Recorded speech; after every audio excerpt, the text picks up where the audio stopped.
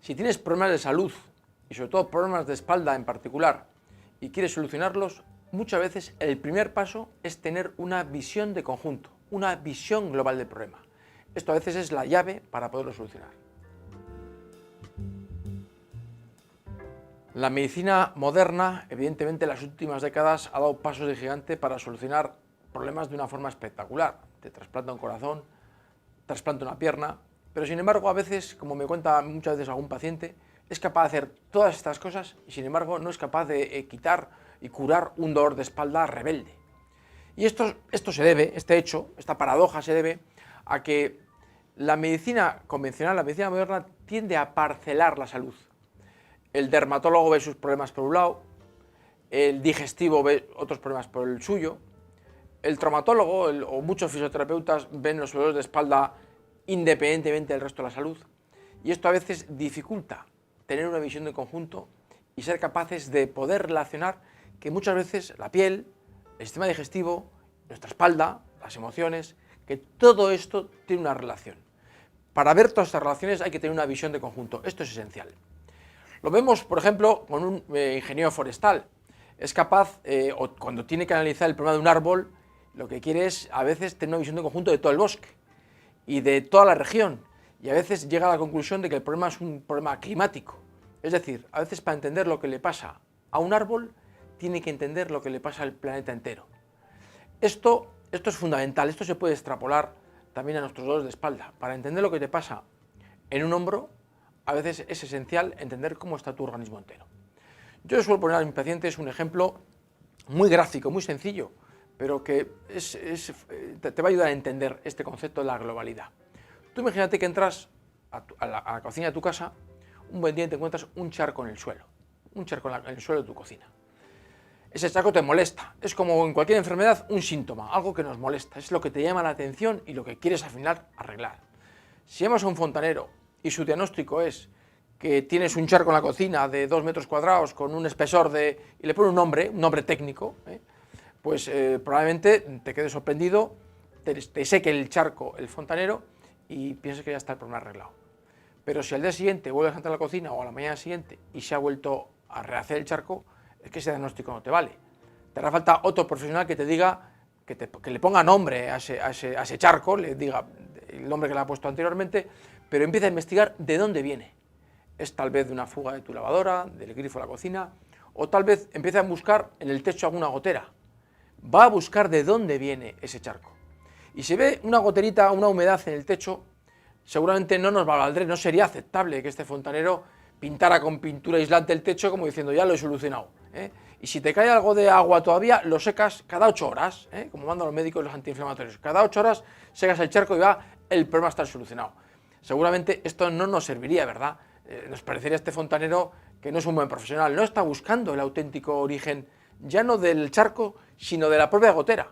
La gotera es lo que vemos, pero seguramente la fuga está más allá, en un sitio que no vemos, pero intuimos que está. Tal vez la rotura de la tubería viene del piso 3 pisos arriba o del vecino del quinto, y tenemos que ir allí, por molesto que sea, tenemos que ir allí para poder solucionar al final nuestro charco, que es lo que nos molesta. Esto es esencial y esto se puede extrapolar a nuestro problema de salud. Hay que buscar el origen del problema, porque si no, las consecuencias, a veces los síntomas, es decir, el dolor, la inflamación, una contractura, los síntomas vuelven a aparecer de una forma tenaz, de una forma terca, porque realmente, frecuentemente, solo hemos tratado el síntoma, la consecuencia, es decir, dolor con analgésicos, antiinflamatorios para la inflamación, pero no nos hemos parado a pensar, el profesional no se ha parado a buscar de dónde viene el problema, para poderle poner auténtica solución. No dejaremos de encontrar el charco en el suelo de nuestra cocina hasta que la fuga del vecino del tercero no la solucionemos. Y esto pasa lo mismo con los problemas de espalda. Hasta que no consigamos solucionar el problema inicial, el origen, muchas veces el síntoma, la inflamación, el dolor, la contractura, vuelve a aparecer.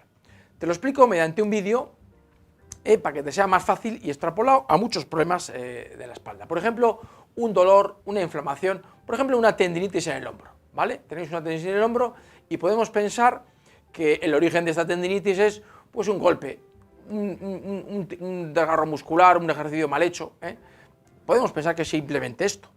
un hecho puntual, como veis en la pantalla, un golpe, un traumatismo. Vale, pero si este no ha existido, habrá que pensar que la inflamación del hombro viene de otro sitio, ¿no? Si no ha habido un traumatismo, un golpe, tiene que venir de otro sitio. Frecuentemente, muchos problemas de hombro, que estamos en el ejemplo del hombro, vienen de un desequilibrio muscular. Un desequilibrio muscular que genera, este desequilibrio genera un sobreesfuerzo de los tendones del hombro y hace que estos tendones sobreesforzados acaben por inflamarse, no tiene otro remedio. Y pensaríamos, bueno, ¿y por qué viene este desequilibrio muscular? Bueno, una opción es que sea algo puntual, es decir, o algo puntual o algo mecánico, quiero decir, un ejercicio repetitivo mal hecho, una actividad laboral repetitiva, por ejemplo, en una oficina. Esto puede provocar un desequilibrio muscular y que este desequilibrio muscular provoque la inflamación. Pero frecuentemente no hay una actividad laboral agresiva, ni hace un ejercicio físico o deportivo mal hecho. Muchas veces esto no existe y sin embargo hay un desequilibrio muscular que produce la inflamación. ¿Qué otra alternativa hay para que se produzca este desequilibrio muscular? En el hombro y que repercuta en el hombro, que es el caso que nos atañe en este momento, la tendinitis de hombro. Pues muchas veces muchas tendinitis del hombro vienen de un desequilibrio muscular provocado por un bloqueo en las vértebras cervicales. Y esto es así frecuentísimamente en los casos de tendinitis en el hombro. Un bloqueo en las vértebras cervicales va a irritar la salida de un nervio a nivel cervical. Este nervio va a irritar los músculos que repercuten en el hombro, los va a desequilibrar, va a provocar un desequilibrio muscular que acaba en la tendinitis del hombro. Luego habrá que solucionar este bloqueo de vértebras cervicales para poder solucionar la tendinitis en el hombro. Esto lo sabemos los fisioterapeutas que trabajamos con osteopatía.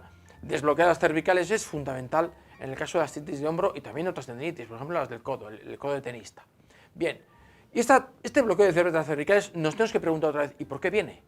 Tal vez ha sido un gesto mal hecho, un accidente de tráfico puede provocar un bloqueo cervical. En un accidente de tráfico, el latigazo cervical puede provocar esto. Sin embargo, frecuentemente no hemos tenido ningún accidente de tráfico, ni ha habido un gesto que recuerdes, un gesto con el cuello, un daño que te hiciste en el cuello que luego desencadene todo el problema. Muchas veces empieza sin más ni más. Cuando muchas tendinitis empiezan sin un traumatismo previo, sin algo que nos acordemos de un accidente, una caída, un accidente de tráfico, si no hay nada de esto es porque frecuentemente este bloqueo de vértebras, estas irritaciones cervicales, tienen que ver con un reflejo de un órgano o de una víscera. En el caso de los bloqueos de vértebras cervicales que repercuten en el hombro, el órgano alterado, la disfunción visceral, es la del hígado.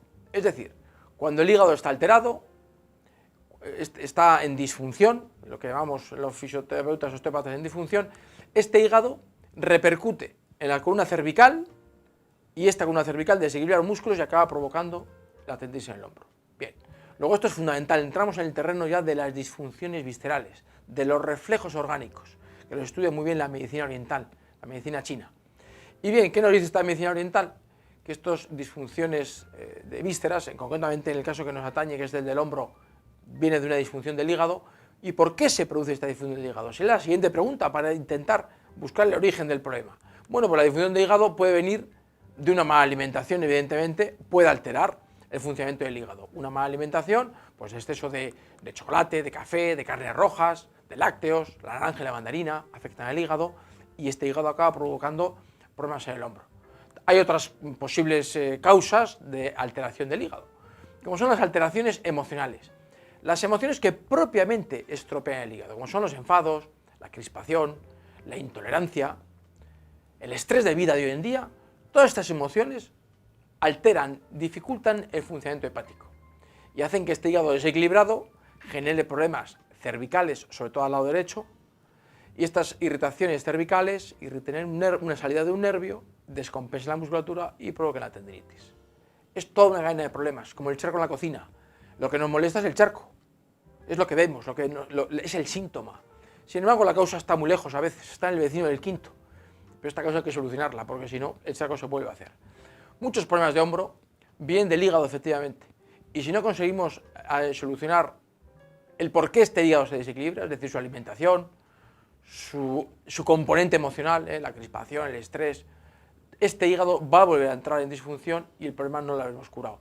Si solo utilizamos antiinflamatorios, analgésicos, o solo actuamos a nivel de fisioterapia sobre el propio hombro y nada más que en el hombro, estaremos tratando nada más que el charco.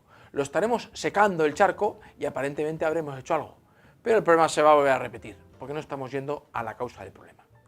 Evidentemente siempre puede haber otros factores para esta disfunción visceral, como son el propio carácter. El carácter muy impetuoso va a provocar alteraciones viscerales como del hígado, o la propia edad. Evidentemente esto no lo comentaba porque son temas sobre los que no podemos actuar. Pero sí el componente emocional lo podemos ser consciente de él y reducirlo, y la mala alimentación la podemos corregir, para que esta alteración visceral deje de repercutir a nivel cervical y las cervicales a nivel del hombro. Esta cadena de acontecimiento, esta cadena de evolución de un problema, debemos de ser conscientes de él para poder curar el problema del todo. Porque si no somos conscientes de él, no podemos intentarle poner una solución. Luego, la primera herramienta es ser conscientes de que muchos problemas de hombro, de codo, de cualquier problema de espalda, a veces puede tener una causa puramente física, que es la que nosotros vemos con facilidad. Me caí o tuve un accidente de coche, pero muchas veces el dolor viene sin más ni más. Pensamos, lo asociamos a, no, es que será que hice un esfuerzo, no, es que me agaché a coger a mi hijo y me dio un tirón. A veces también hay que caer en la cuenta de que estos factores físicos no son más que un pequeño desencadenante. Yo siempre pongo el ejemplo a los pacientes, es como si tú tienes un vaso de agua justo al borde de la mesa, a punto de caerse, pasas al lado, casi con el roce del aire, lo tiras y no decimos, podemos decir, el vaso se ha caído porque lo he rozado, pero realmente el vaso se ha caído porque estaba tan al borde que cualquier cosa hace que este vaso se precipite. Pasa con muchos problemas de espalda, que a veces un pequeño gesto, me agaché a coger un pañuelo en el suelo y me pegó un tiro en la espalda. Evidentemente eso es porque te estaba a punto de dar y al agacharte es la gota que le faltaba al vaso para colmarse. Es el pequeño empujón que le hacía falta al vaso para que se cayera. Esto pasa en muchísimos problemas de espalda, que un pequeño gesto te desencadena un problema que te tarda 3 o 4 meses y que no se te quita. Es que ese pequeño gesto, ese pequeño traumatismo no fue más que la gota que colma el vaso. El problema, el vaso estaba al borde, es decir, el problema estaba a punto de desencadenarse por problemas viscerales que vienen por problemas emocionales, por el estrés, por una mala alimentación. Todo favorecido por la edad, sí, pero siempre están los factores emocionales y la alimentación, que son lo que hacen que el organismo esté al borde de generar un problema. Es como si recuerda el vaso que está justo al borde de la mesa. Solo hace falta un pequeño empujón para que el vaso se derrame o el vaso se caiga. Esto lo podemos extrapolar a muchísimos problemas de la hernia discal. De la hernia discal, un disco, tenemos aquí, el disco sería lo rojo, 2 vértebras. Un disco se produce una hernia, esto sería la hernia, lo que sale, porque hay un exceso de presión que hace que, como vemos aquí, el disco reviente, deje salir la gelatina que está en el núcleo del nervio, del disco, perdón. Esto sería una hernia. Comprime el nervio que sale entre las 2 vértebras y el nervio es lo que da el dolor ciático. Esto sería una hernia discal, ¿verdad? La hernia discal es el producto, es la consecuencia del aumento de presión de estas 2 vértebras. Pero hay que preguntarnos, más allá de que diagnostiquemos una hernia discal con una resonancia, y decimos, es que tiene una hernia discal. Sí, pero a mí eso está bien, esa información, nos da muy buena información la resonancia magnética, pero ¿por qué se ha producido este aumento de presión? ¿Por qué ese aumento de presión ha repercutido en esa zona del disco, precisamente en ese disco, para conseguir que ese disco reviente, se hernie y comprima el nervio ciático? Tiene que haber una serie de causas. Muchas veces, por ejemplo, la hernia discal, de verdad son causas emocionales. O a veces hay algunos tipos de hernia que son por problemas de intestino que están provocados por una mala alimentación. A veces te terminaste de herniar cuando cogiste a tu hijo en brazos que pesaba 5 kilos, pero eso es porque estaba a puntito. ¿Qué le ha llevado a estar a puntito? El aumento de presión sobre el disco, provocado a veces por el estrés de vida. Esto es fundamental que lo entiendas. Este es el origen multifactorial de muchos problemas de espalda, un problema de hombro, de la hernia discal que te acabo de explicar. Nuestra salud depende de un equilibrio, como una balanza romana. Es un equilibrio estable. El cuerpo tiende al equilibrio, es lo que llamamos la homeostasis. Pero este equilibrio se rompe por múltiples factores. Algunos los vemos con facilidad, como son las malas posturas, laborales, el mal ejercicio hecho, físico, pero esta balanza se desequilibra mucho más aún por factores emocionales, por la alimentación. Es decir, no solo hay un solo factor, el que vemos, el que apreciamos, los problemas físicos o mecánicos, sino que hay problemas que a veces no somos capaces de evidenciar, no los tenemos, no son tangibles, porque es difícil de medir el dolor, o de medir el miedo, o de medir la ansiedad, o de medir el enfado. Pero todas estas emociones, junto con una alimentación mal hecha, repercuten sobre nuestros órganos y nuestros órganos sobre diferentes zonas de nuestra espalda.